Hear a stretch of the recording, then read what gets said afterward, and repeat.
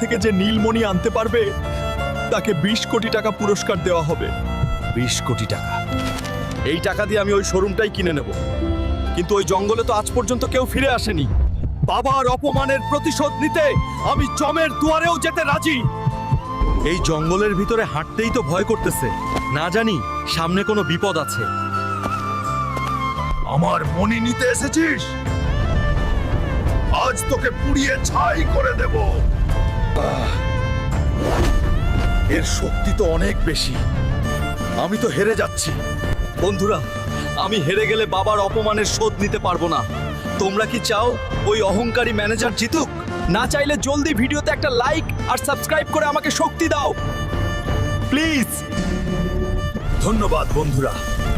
এবার দেখ আমার পাওয়ার। Hulk smash. ম্যানেজার, আমি আসতেছি, তোর খবর আছে।